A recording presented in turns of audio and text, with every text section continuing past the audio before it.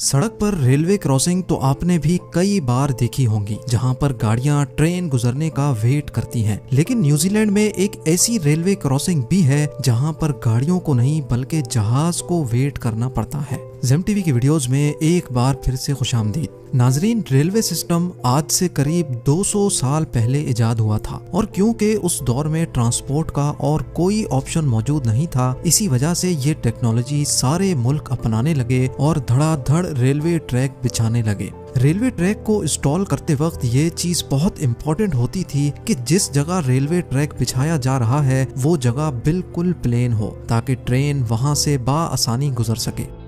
लेकिन कई ऐसी जगहें भी थीं जहां पर रेलवे ट्रैक बिछाना इतना आसान नहीं था। कहीं ऊंचे ऊंचे पहाड़ तो कहीं बहते दरिया।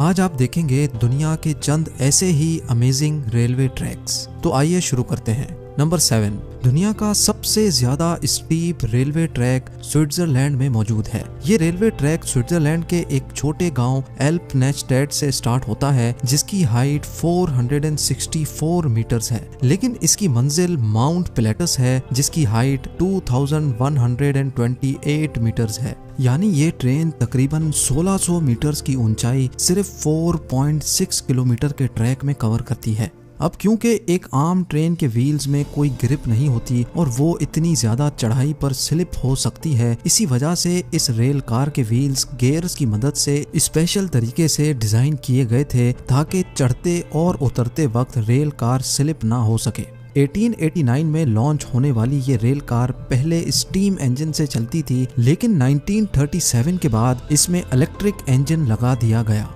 नंबर 6, न्यूजीलैंड में गिसबॉर्न के नाम से एक छोटा शहर है जहां का एयरपोर्ट बहुत ही अनोखा है। ये दुनिया का वाहिद ऐसा एयरपोर्ट है जिसके रनवे को एक रेलवे लाइन क्रॉस करती है। इस एयरपोर्ट का कंट्रोल टावर सिर्फ पायलट से कांटेक्ट में नहीं रहता, बल्कि यहाँ का कंट्रोल टावर रेलवे टावर से भी कांटेक्ट में रहता है। अगर प्लेन लैंडिंग के काफी करीब होता है तो ट्रेन को रोक लिया जाता है या फिर टेक ऑफ से पहले प्लेन को वेट करने का कहा जाता है। रनवे की जिस जगह से रेलवे ट्रैक गुजर रहा है उसको बड़ी महारत से ऐसे डिजाइन किया गया है कि जहाज की लैंडिंग के वक्त कोई हादसा ना हो।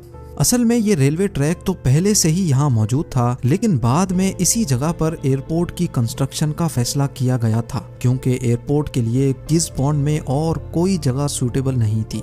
नंबर 5, स्विट्जरलैंड अपने खूबसूरत पहाड़ों और ग्रीनरी की वजह से काफी फेमस है। इन माउंटेन्स पे रेलवे ट्रैक बनाना वाकई एक बहुत बड़ा चैलेंज था। 5270 फीट की ऊंचाई पर मौजूद ज़र्मत नामी एक छोटा शहर है। यहाँ से लेकर all the way Saint Moritz तक ये खूबसूरत रेलवे ट्रैक पूरे 291 किलोमीटर लंबा है। यहाँ पर एक वक्त में सिर्फ एक ही ट्रेन चल सकती है जिसको ग्लेशियर एक्सप्रेस कहा जाता है। पहाड़ों और स्नोफॉल की वजह से यहाँ ट्रेन बहुत स्लो चलती है और ये पूरा सफर 8 घंटों में मुकम्मल होता है। इसी वजह से ग्लेशियर एक्सप्रेस दुनिया की सबसे स्लो चलने वाली ट्रेन भी कहलाती है। इस पूरी जर्नी में ट्रेन पहाड़ों के अंदर बने 91 टनल्स में से गुजरती है। यहाँ का एक टनल फुरका टनल कहलाता है जो 16 किलोमीटर लंबा टनल है और इसी सफर के दौरान ट्रेन एक ऐसे ब्रिज से भी गुजरती है जो 450 फीट ऊंचाई पर बना हुआ है। नंबर 4, स्विट्जरलैंड में ही एक पॉइंट ऐसा भी है जहाँ पर ट्रेन को फ्लैट जमीन से एक पहाड़ी पर चढ़ना होता है क्योंकि ट्रेन इंजन इतने ज्यादा पावरफुल नहीं होते कि वो इतनी ज्यादा चढ़ाई पार कर सकें।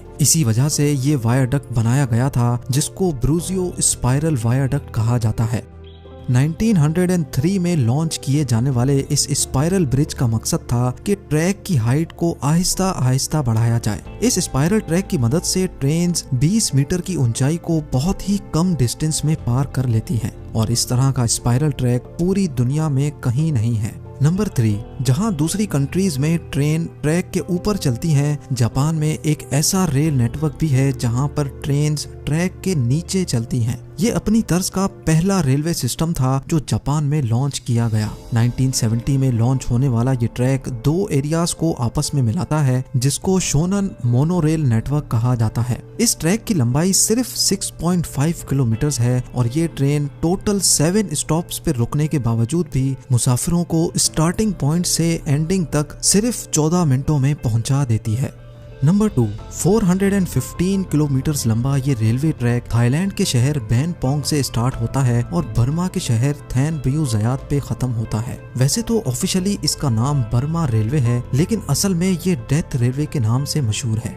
इसको डेथ रेलवे इस वजह से नहीं कहा जाता क्योंकि ये बहुत डेंजरस है, बल्कि इसके पीछे एक बहुत बड़ी कहानी है। वर्ल्ड वॉर 2 के दौरान आर्मी ट्रूप्स को खाना और वेपन्स सप्लाई करने के लिए एम्पायर ऑफ जापान ने ये ट्रैक बनवाया था, लेकिन इसको बनवाने में 1 लाख से भी ज्यादा वॉर प्रिजनर्स को इस्तेमाल किया गया। ये माना जाता है कि 415 किलोमीटर लंबा ये ट्रैक जल्द अज जल्द बनवाने के लिए वॉर प्रिजनर्स पे इतना जुल्म सितम किया जाता था कि इनमें से 50% से भी ज्यादा वर्कर्स मौके पे ही मर गए, जिनको वहीं ट्रैक के बराबर में दफन कर दिया जाता था। और अब नंबर 1, यूएसए की स्टेट ओहायो में नेपोलियन और डिफायंस के दरमियान बना हुआ रेलवे ट्रैक दुनिया का सबसे खतरनाक रेलवे ट्रैक माना जाता है। जहां ट्रेन्स को बिल्कुल सीधा ट्रैक चाहिए होता है, वहीं इस रेलवे ट्रैक का काफी हिस्सा बहुत ज्यादा टेढ़ा और ऊपर नीचे है, जहां से ट्रेन्स का गुजरना एक बहुत बड़ा इम्तिहान होता है।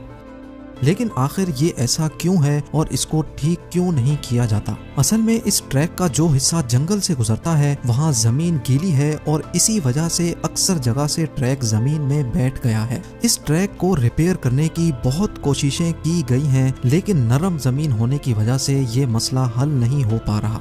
बस यही वजह है कि यहाँ से गुजरते वक्त ट्रेन्स अपनी स्पीड बहुत कम कर लेती हैं। उम्मीद है जेम टीवी की ये वीडियो भी आप लोग भरपूर लाइक और शेयर करेंगे। आप लोगों के प्यार भरे कमेंट्स का बेहद शुक्रिया। मिलते हैं अगली शानदार वीडियो में।